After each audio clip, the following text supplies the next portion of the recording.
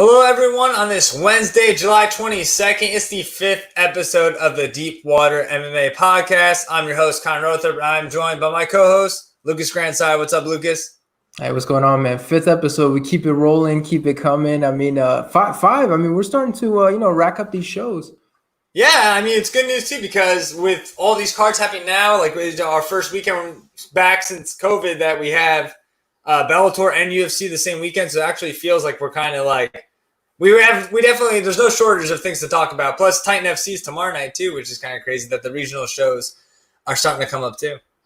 Yeah, I mean, it's good to see MMA coming back a little bit to normal. You know, even booking these interviews, it feels normal again. Like you can start looking outside UFC, start getting guys for Bellator. So it's good to see everything starting to come back to normal, except for PFL, who, in the words of Daniel Cormier, needs to get their shit together. We're waiting for him, but still pretty good. Yeah. And for those watching too, like, I mean, you might notice that maybe we don't have a guest this week. We do. He's having a little trouble with internet and as far as weather goes. So Dann Stupp of the Action Network is kind enough to join us. We had him on very briefly right before this, right when we were about to go live. It ended up not working, but hopefully we can get him on. A lot of stuff to talk to Dan about. But while we wait for Dan, and as we're moving along here, I mean, I think we had a real solid weekend of fights. And what's kind of crazy too is that we're moving on to the last fight of the, I guess you want to call it the Fight Island July series, which it seems like we waited so long for that. And now there's only one fight left. Yeah, it kind of makes me sad. Like, I feel like, there was so much talk of Fight Island. Now Fight Island. Now it's like, oh shit, Fight Island. Like, yeah, it's sad. It's the end of an era. All right. I think Dan is back in. So let's see if we can bring him in here. That worked out perfect. All right, there he is. What's going on, Dan?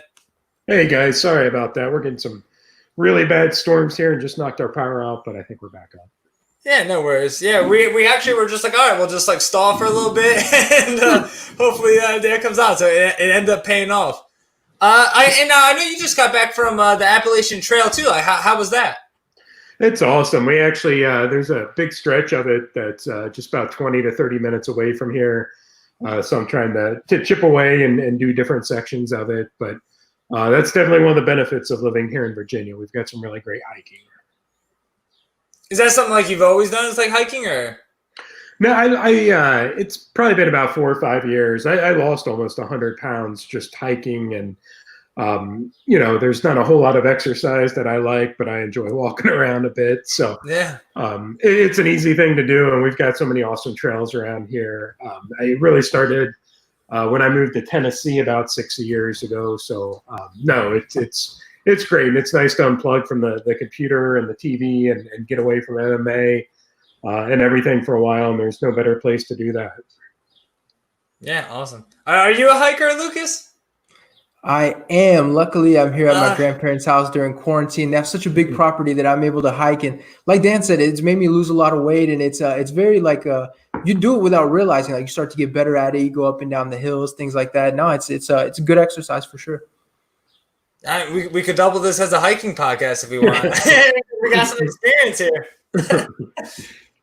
But as we were talking right before Dan joined us, we're kind of lucky this weekend. We got Bellator and UFC both back this weekend, especially in a time like this. Titan FC tomorrow night. Seems like every night that you turn the TV on, there's a fight on.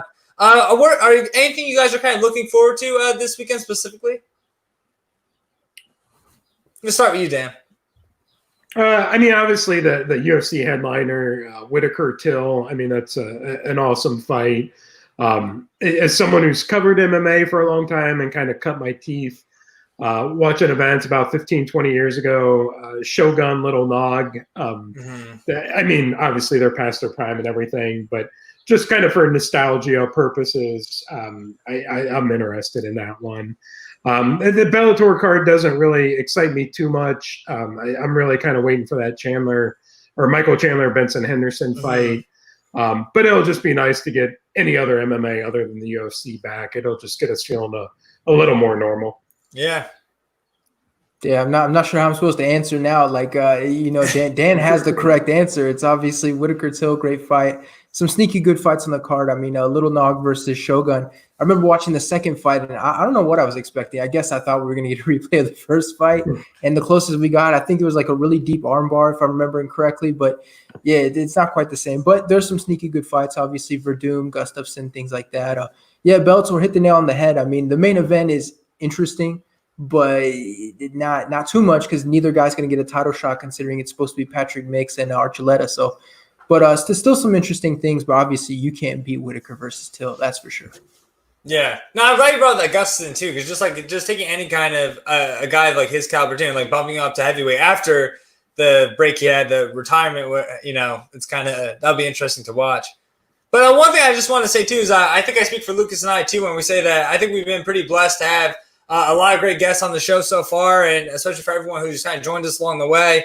James Lynch, Mike Heck, Michael Stacks. We talked to a lot of different guys. Nolan King last week. Now this week we're joined by Dann Stupp, formerly MMA Junkie, The Athletic, and now contributing for Action Network. Thanks for joining us, Dan. We appreciate it. No problem. I really appreciate the invite. It's always good to talk to kind of the next generation of journalists. There are so many of us kind of the same group for about 5 or 10 years there, and it's amazing seeing all the talent pop up over the past 5 or so years. Yeah.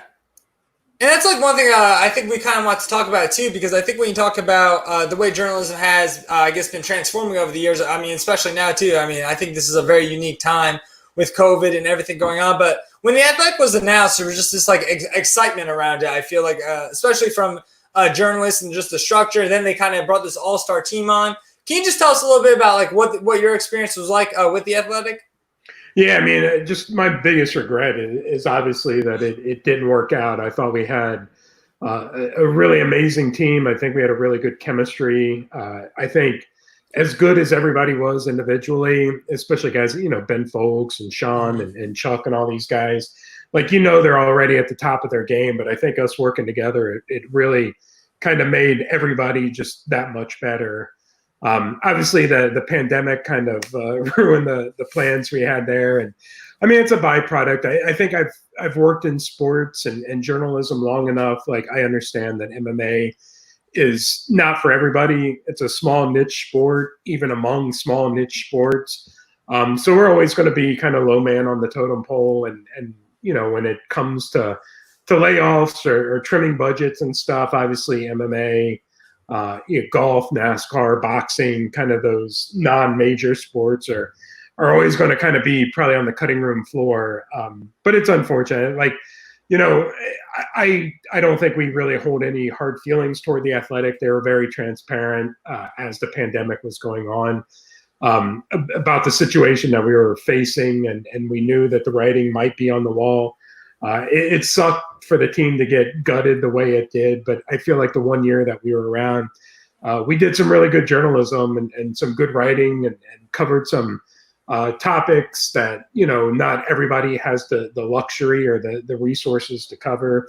And I think that's what I'm going to, my biggest, I guess, regret or the unfortunate byproduct of the whole thing is I really feel like we were starting to kind of find our rhythm, and with the big fighter survey we did, I think we were, tackling important topics and doing it with new resources and new data and stuff we didn't have before. So I wish we could have finished kind of what we started. I know Ben and Sean and Greg are holding down the fort back at The Athletic. But, it was definitely a bummer. 2020 has been a year of disappointments, and that was one of the big ones. And so were you part of the recruitment process? Like we saw all these names get announced at the same time. Were you part of the guys that were deciding who we're going to bring onto The Athletic? Yeah, it's kind of funny how it worked out. They contacted me kind of out of the blue. I thought I was probably done with journalism. My wife is an optometrist. We bought an optometry practice here in Virginia, and I just planned to work there full time. And then The Athletic called me out of the blue and said, "Hey, we're getting ready to launch an MMA section. We need an editor. A few people have recommended you." The first thing they had me do is put together a list of writers that I would want to work with. They said that they already had a lot of names that they were talking to that were already on their radar, but I kind of had final sign off on everybody. But when I gave them my list of dream writers and they gave me the list of people that they were already talking to that they considered the best of the best, they were pretty much the same list. So we were definitely kind of on the same page. And I think, like I said, it's easy for me, someone who's been covering MMA for a long time, to identify kind of the big names who cover the sport. But The Athletic, like I said, had the same list. It just reaffirmed to me that they did their due diligence, that they knew what they were getting into, and they wanted to do it big. So yeah, I mean, I guess I had a hand in hiring the initial team, but they were all folks who were already on the radar of The Athletic, so we were in pretty good shape. How refreshing was it, too, like when The Athletic came along, too? Because like you were just saying, you were kind of thinking about maybe getting out of the media for a while. Yeah, I just didn't think it would be possible to do MMA the way that I guess I wanted to do. I'd worked for started MMA Junkie and worked there for 12 years, and the site had evolved many times during that time. I understood the need for us to go. I don't want to say clickbait. I never feel like MMA Junkie or MMA Fighting or Bloody Elbow are doing clickbait. I think, it's finding that balance between original reporting and writing, aggregating the best stuff that's out there, and trying to take, news that's maybe out there and putting it in a format that serves the reader.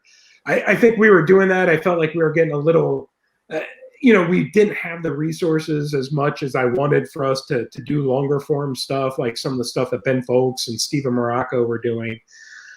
So I was a little bummed, just kind of the direction that not just MMA Junkie, but kind of all of MMA media was heading. So it felt like it was a good time to get out. We were still just a couple of years removed from everybody pivoting to video, thinking this was going to be some big savior. And we've already seen Fox Sports going back to the writing.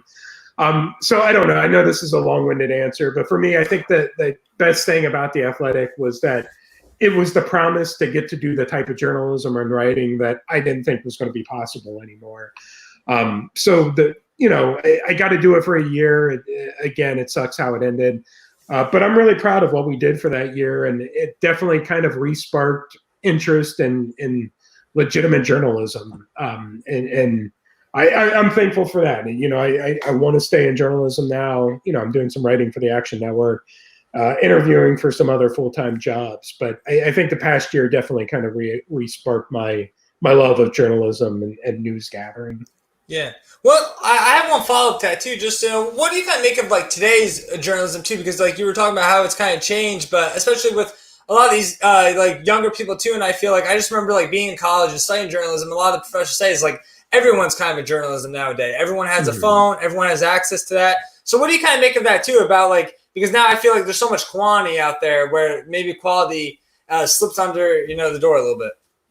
Yeah, I mean, I think that's really where creativity and being unique comes into play. It's easier now than ever for someone to start their own website and to start covering the news, and that's fantastic. I think the more voices we have, the better. But if you really want to stand out and kind of be one of the big influencers in the sport, you've got to have something that nobody else has, whether it's just the way you approach stories, a writing style, the type of stuff that you cover. It just really puts when I started MMA Junkie, I think what made the website special was that it was someone doing traditional journalism, the inverted pyramid and keeping the bias out of it and trying to do what we think of old school journalism. But things have evolved so much from there now. People don't want just the straight news because they can get that anywhere. I think, at Junkie, The Athletic, and the other big sites you see now, Bloody Elbow and Fighting and ESPN, they find a good mix of news and analysis and opinion. So I think that's always going to be kind of the future of sports coverage, and especially MMA coverage. You may not have to be a one-stop shop, but you definitely have to offer something that you can't find at other sites.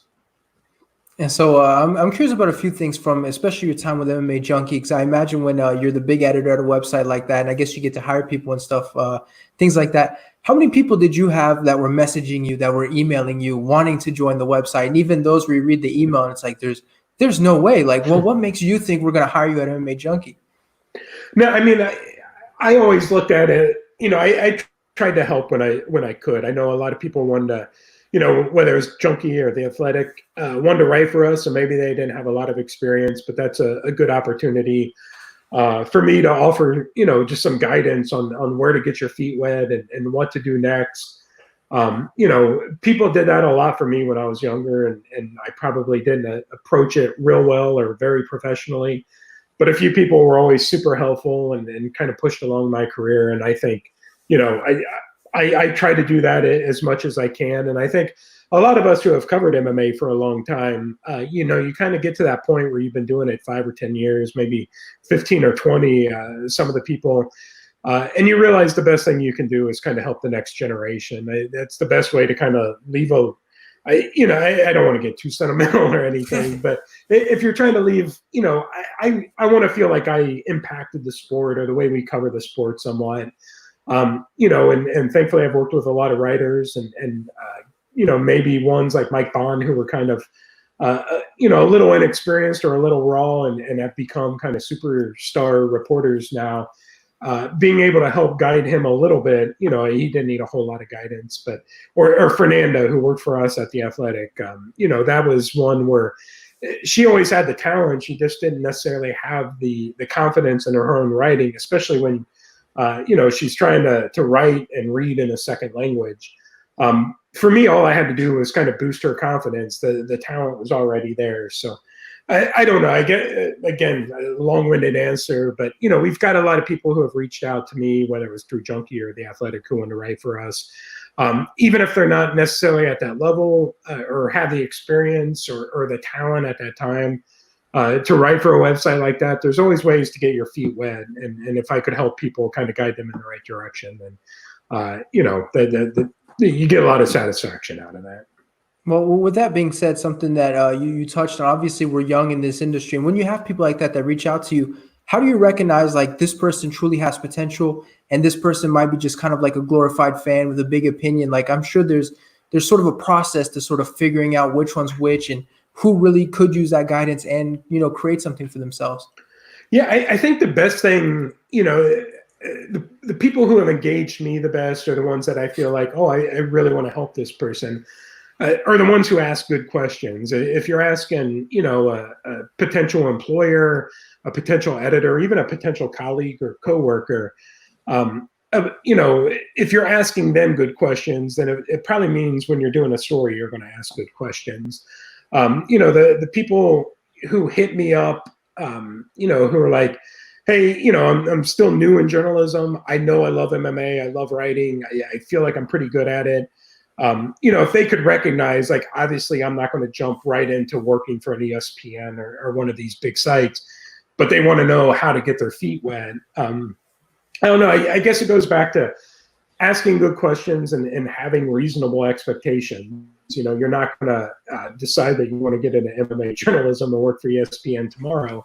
But there's a lot of steps you can take to kind of get you to that point. And I think the ones who are probably have a future in their career are the ones asking the right questions and hitting up the right people and asking for the right type of help. You know, we got a lot of people who would hit us up like, hey, just give me a job, or hey, can you call up Ariel and tell him I want to work for him? It's like, well, that doesn't benefit me a whole lot, and what's in it for me? But also, I don't think that's going to work real well if you just hit up Ariel to have him give you a job. So I think the ones who have taken the time to kind of understand how the industry works and ask the right questions, those are the ones who are going to go far, and those are ones who I have seen go far. You know, someone like Fernanda or Mike or some of the other people who I've worked with over the years. Yeah. I just remember like being in school too, and I remember one thing that I would always hear a lot was that when you were in even just sports journalism in general, they were saying, you know, oh well, if you want to do MMA, like you probably aren't going to get that right off the bat. You're going to have to work for like a smaller, you know, high school sports, which is like what I did for a while, covering a sport you don't want to cover. But I feel like nowadays, I feel like that's changed a little bit because there are so many different outlets too. Like, I mean, do you agree with that, Dan? Like, I know you've been in the business for a while. Have you seen that that change? Yeah, for sure. You know, when I was coming up in school, my freshman year of college was 1997, so that was a while ago. But they were still teaching us traditional journalism, the newsroom approach that you cut your teeth at a small weekly paper or a small daily paper and work your way up. But kind of that whole blueprint's been blown up. And I think it, for good and bad, I think working for a small local paper, a daily or even weekly newspaper, you're going to learn a lot. You're going to learn how to build sources and just the how to go about approaching reporting and putting a story together.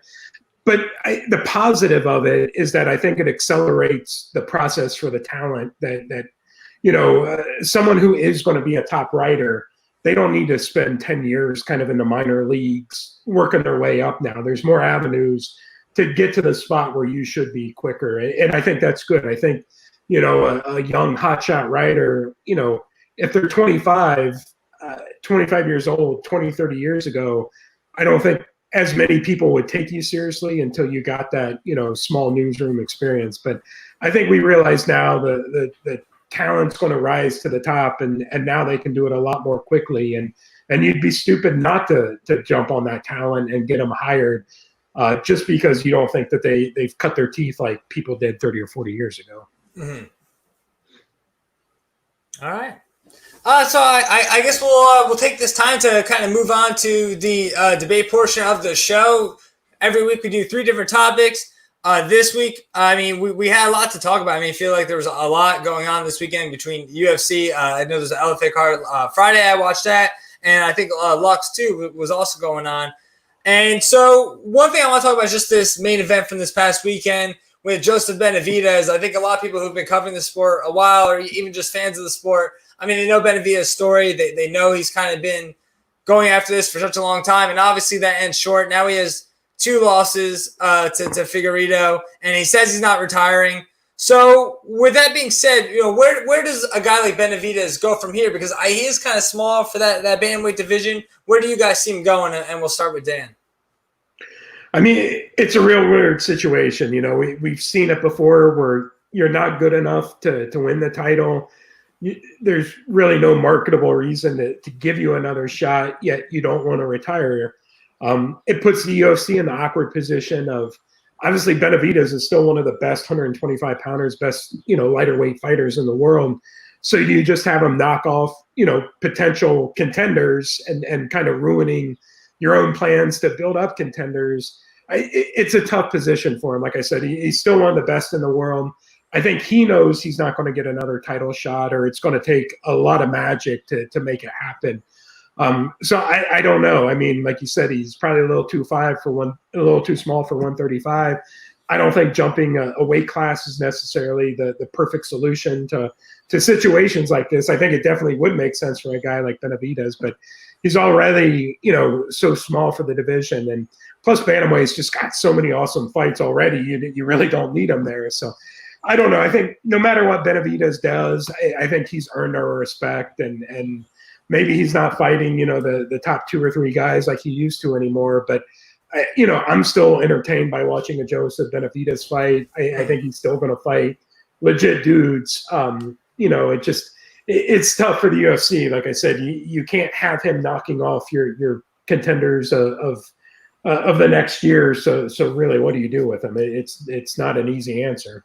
Yeah. Do you think a guy like Pandoja would make sense, just because he did lose to Askarov, and now he kind of falls back in the rankings a little bit? But like Figueiredo too, he had a recent loss to him, so that's a guy who I think has a name still. But I don't think he's going to be fighting, kind of be in that mix for a little while now. Yeah, I would say if he's like a top 2 or 3 guy, don't put him in there, even if he's coming off a loss. But I think a guy like him, where it's like, okay, it's do or die time. Either you're a contender or you're not. And now you're coming off a loss. But I think a win over a guy like Benavidez immediately puts you back in the title picture. But also a loss to him just sets you that further back. So I think a guy like him who's not immediately knocking on the door for a title shot, that's actually a really smart matchup, I think. Mm-hmm. Yeah, I mean, it's an extremely tough spot. I mean, you're kind of in that Alexander Gustafsson spot, right, where you lost to DC, you lost to John Jones twice, and it's kind of like, if you don't want to move up, there's not a whole lot you can do. I mean, the problem is being at 125, you can't just say, hey, I'll go fight at Bellator, because there's no 125 at Bellator. There's not a lot of promotions that have 125, and we saw it when everyone got released, and pretty much no one got signed by any other promotion. So it really is no man's land. I mean, you have to ask yourself, if we give him guys like Pantoja, for example, can they beat Benavidez? Like, listen, are you going to squeeze the last out of Benavidez, add his name to, these young guys' records? And it's incredibly tough to do because he is still a good fighter. He lost by knockout the first time to Figueiredo. He lost this time. People were calling it a 10-7 round. I mean, it's kind of weird to score a round that, got finished, but he got dominated. So it's a spot where you almost want to tell him, like, listen, you kind of want him to do what Uriah Faber did, right? Take that fight in Sacramento, beat a guy like Brad Pickett, and then right off into the sunset. And I think he did talk about he wanted to retire, but he wanted to retire off a win. So if you want to do that's great, especially with the right name. But it's an incredibly tough spot. I mean, career-wise, there's no real place to go for him at this point. Yeah. I think what's like crazy about it too, though, is like, yeah, he did lose back-to-back to Figueiredo, but like if you look at like some of the wins he had like before that in this win streak that got him to this spot, it's like I don't think he's done yet at 35. Like I think he still does have like a little bit to give as far as just like, I mean, I'm sure that's kind of how he's feeling, as when you kind of forget about those back-to-back losses. I mean, I agree with that, but the question is, you hear all these guys like, the day I'm not fighting for the title is the day I retire. Obviously, it's all false. They're all lying because none of them have retired when they've said that. But if that truly is the case for Benavidez, then you have to think about it because you're not going to be fighting for the title. So I don't think anybody's saying Benavidez isn't good enough. Obviously, he is. He's got a win over Alex Perez, a finish, who he's in talks for the title. So obviously, he's good enough. But from a career perspective, does it make sense to keep him around? Even for what Dan was saying in the UFC, where if he's killing off these young guys, you can't have that because it's already a thin division. And if you start killing off the guys fighting for the title, you're in trouble. Yeah. And we'll just segue right into kind of a follow-up question that you mentioned Alex Perez, and now, Figueiredo, who's kind of next for him? I mean, Askarov obviously had a big one this week. I know a lot of people were talking about Pantoja was going to be the guy that if Figueiredo didn't make weight, maybe he would step in. And you also have Brandon Moreno too. So out of those three guys, which kind of seem like the front runners now, and we'll start with Dan with this one, who do you see Figueiredo kind of his first title defense against? I mean, I think he called for Moreno. I think that's a fun fight. I mean, a lot of flyweight fights are fun, but any fight with Brandon is going to be fun. And I think if you really want to kick off a title reign, or at least given an opportunity to kind of, a win over Benavidez is legit. I mean, that buys you instant credibility. I think now you want to follow it up with kind of a showstopper, something to really get the fans excited about, a possible title reign with you. I think that fight, makes a lot of sense. It's just, it's tough to know, but obviously it's not going to be Benavidez for a third time. Yeah. But I think, thankfully there are some options there. And I feel like there's always the threat of Henry Cejudo, jumping back into the fray. I don't know if it's going to be at 125. But yeah, I think Brandon Moreno's would be a good option to kind of give you the opportunity to really win over some fans and get them excited about your title reign. Yeah, I mean, I have to agree with that 100%. Brandon Moreno, I mean, even from a rankings perspective, he's number 3. I think the next guy for the title shot might be ranked number 5. So even from a marketing standpoint, if you can have a 3 next to the name, we know the rankings don't mean anything, but pretending they do, if you have a 3 next to your name, it looks a lot better. He's got the big wins. He has a draw against Askarov, kind of, weird situations with that. But, at least he's not losing to the other guys that are next in line. So for me, it's a fight that makes sense. A very fun fight. Also, the Assassin Baby, I think he's only 26. So, I mean, he'll probably fight for the title again. So, for me, I think it's obviously it's a very fun fight. It makes sense. And if we can keep this division moving along, there's no reason these guys can't all, potentially fight for the title.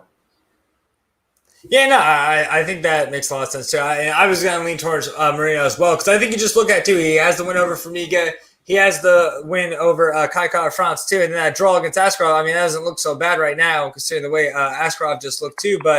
And also, I think one thing, too, is like you look at Perez, and I think he was a guy that's kind of fresh in everyone's mind because he did fight more recently, and he did have a finish over Formiga, too. And it was those leg kicks. So it was kind of – and I think it was on that 250 card that he still got the bonus even when he was competing against guys like, Carter Garbrandt had that knockout in that fight. Sean O'Malley as well. So he was competing with some pretty high talent there. And I thought he stood out, but I do think Moreno kind of has the better resume so far, especially in those last, 3 or 4 fights. And let me throw this out there too. I ask people in the media, I'm seeing Moreno starting to do a few interviews here and there. I'm starting to hear him talk about the title shot. That's so smart. Do these interviews. Get your name out there. Perez, I haven't seen anything from him, but now's the time. Do the title shot. Give you some kind of corny gimmick about, I'm going to take the champion's head off. Now's the time. Ask people behind the scenes. We can tell you this is a great way to drum up some interest. And it'd be smart for both fighters to do a few rounds of media and get your name out there and be relevant. Yeah. Yeah, I think Perez was kind of doing that after this last one, very shortly, but he was like, "Oh, I'll step in if something happens between the Benavidez Figueroa." But you're right, we haven't heard from him in a little while now. Yeah. But with this next debate question too, I mean, I feel like I almost kind of know the answer here because I feel like we've all kind of talked about it a little bit already. But Bellator, 242 coming on this weekend.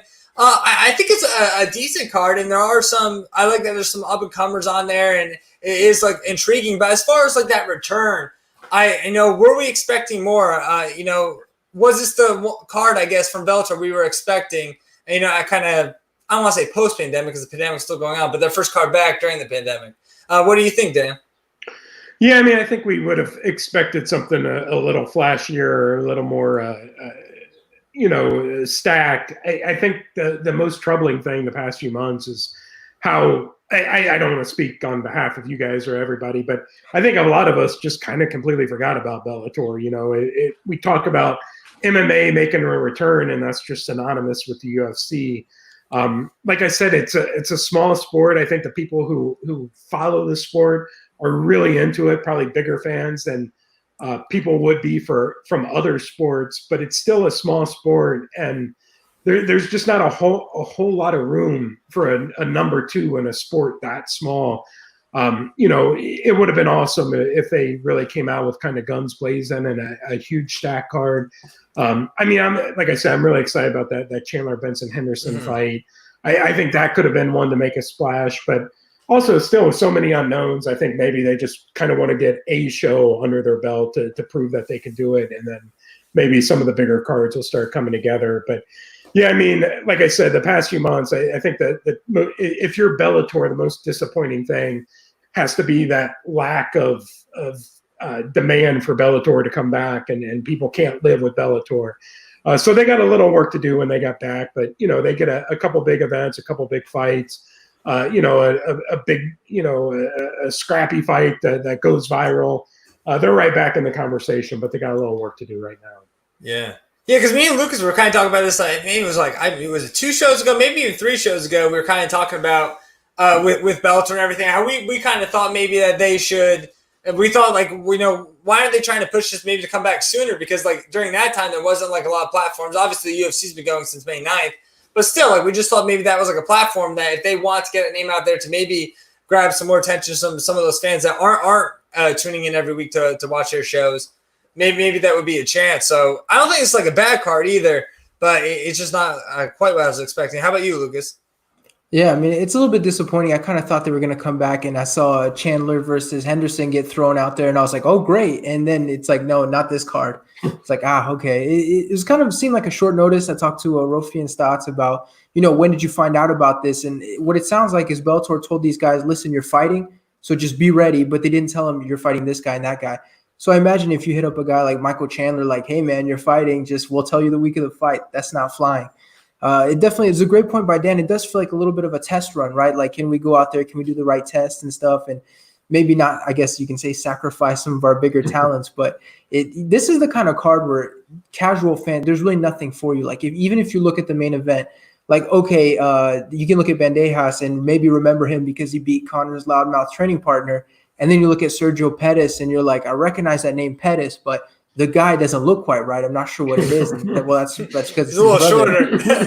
Yeah, it looks like him, but something's not right. It's no, something's not right. But it's the kind of card that if you look through it, you can find little gems. Like I mentioned, Stotts and stuff like that. There are a few fights you can look at. That could be fun. We don't want fun. You saw the UFC came back. I'm trying to think their first show was it Ferguson versus Gaethje? You compare that to what Bellator are doing, and it's just not the same thing. So for sure, it's disappointing. I hope they can come back stronger. I mean, this is really the kind of card where you have to try to find the gems, and that's just not how you're going to get casual fans. And in Bellator, I know it suffers with the casual fans. I invited a friend over last summer. I was like, you want to come watch some fights? Yeah. And we're watching, and he's like, so what is this, like, the amateurs, like an amateur show or something? I'm like, man, this is like number 2 behind UFC. Like, these guys are legit. All right, man, if you say so. Like, I think they suffer from the production standpoint. I think the UFC looks so good, so professional. And I'm curious, with no crowd, is that going to hurt Bellator even more? But yeah, it's just disappointing of a show. But if they can make up for it with some great cards in the future, then we're gonna forget about it by the time the card's over. So I'm not too worried about that. Yeah, because like I don't hate that fight between Pettis and Pandoja, but as far as like just being that like a main event was just kind of like surprising. But it's interesting too because like I interviewed Pandoja too, and like he said, he's like I didn't even know it was like a main event until he's like they kind of just brought it up like last minute. Like he said that. What his plan was he's like I'm always the guy who's like in my manager's ear. He's like I was actually gonna be like, hey, I'm just gonna take it easy. And, I'm in Florida where that's not the greatest spot to be right now with like COVID and everything. So he would just kind of sit back, relax, and then his manager called him and was like, hey, main event, Pettis, and he was like, well, I can't say no. So then he kind of just went. And then I talked to Jason Jackson yesterday, and Jason Jackson didn't even know he was in the co-main event. He saw like a post on Instagram and was like, oh, sweet. Like I'm in the co-main event. Like, so it's like, I couldn't believe that. Like I had to ask him. I was like, you didn't know that? He was like, no. He's like, it just kind of, so I definitely agree, Lucas, when you say, I think it was definitely last minute, which is maybe that's why we didn't get, and I give Bellator a little credit too, because I know they were trying to get a title fight on there between Mix and Archuleta. But even then, I don't know how much excitement that gives me compared to like what I already have for this card. But anyways, moving on back to the UFC. One thing I just thought was interesting, I feel like a lot of people are talking about this too, but with Dana White's comments about Aljamain Sterling. Now, I think he said, he's in there, he's up there, he's one of them, but wasn't really specific on if Aljamain's going to be that guy. So my question to you guys is, can you make a case? Well, I mean, I guess you can make a case for anybody, but is there anyone more deserving than Aljamain right now to be that next title shot contender? And we'll start with Dan on this one. I mean, I don't know if there's anyone more deserving. I think Aljamain is definitely deserving. There would be no reason not to give him a title shot unless you had a clear-cut another option. And the fact that the UFC and Dana aren't giving an answer beyond just he's in the mix, it may be him. I mean, it kind of forces you to draw your own conclusions, and that's never a good thing because fans aren't going to give you the benefit of the doubt. You can look at Sterling and be like, well, do they just not get along? Is it his fight style? Is it his race? Obviously, I don't think it's a matter of that. But again, when you're not giving a definitive answer and it seems to make perfect sense otherwise, you're leaving it on the fans to draw their own conclusions, and that's never a good thing. It's weird because I thought we all agreed that the fight against Sandhagen, like that was the number one contender fight. And then, things get weird. I was talking to Marlon Moraes a few days ago, and, he was basically saying he deserved the next title fight. He was like, nobody will take a fight with me, so therefore I should get the title. And, I was trying to be like, what do you think about Aljamain Sterling? Like, what about him getting the next title shot? And, he was kind of brushing that off. So I'm wondering if it's specifically maybe they don't want Aljamain Sterling to get the shot, or if a well-known manager is doing the right kind of push to get his client to potentially be out there. It's a very tough situation. For me, it was clear that it was Aljamain Sterling, and it would have been nice to just see him, even instead of Aldo throwing Aljamain, like you have a little bit of a logjam that you could have cleared up instead of Aldo. So it's a very weird situation. We're hearing rumbles of, like they're trying to get a new contract and stuff like that. And I remember 2015, Aljamain Sterling was a free agent, and he made him work for that new UFC contract. So I'm curious, could it be a contract thing? But it obviously sounds to me like a negotiation tactic, right? Like, does he get the next title fight? And, we'll see that, that way you can't use it against him. But it's a very unfortunate situation. Yeah, I think one thing I think is also baffling too is when right after Cejudo had retired in that press conference, White was like, "It's Jan and someone else." Like he knew it was Jan, right off the bat, which I think is crazy because now it's like you look at this, and I feel like things are a lot more clear than they were at that time.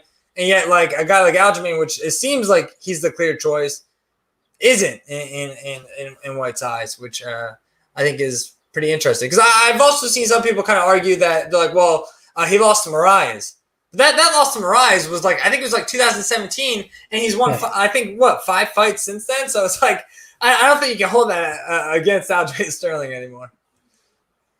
I think the other thing too, like you don't want to delay these guys so long before they get their title shot that you feel like you're not getting the best version of them. You know, the more miles you're putting on these guys, and especially like a guy like Sterling, if he does end up winning the title and then he's trying to defend it, you know, having him just, you know, fight these contender fights after contender fight, I think a lot of them probably have been or would be 5-round fights. I mean, it's just a lot of wear and tear to put on somebody before they even get the shot at the title, so that once they have it, then you're not seeing the best version of them. And that's just kind of, I mean, it's good and bad. I mean, it's just a byproduct of that division being so stacked, but it's also a shame that we just can't get any clarity on that one specific guy. Yeah, because I know now you're seeing like Garbrandt's, like he's putting his name out there too, which I mean, I don't think he's already, I mean, I know he just won one out of his last 4 fights, but that's the thing though, is like he has that name. So like, I mean, I don't think he should be, and I don't think he should be in contention, but like, I would not be shocked. Yeah. Is what I'm saying. And Mirage brought up that, you know, TJ Dillashaw is coming back.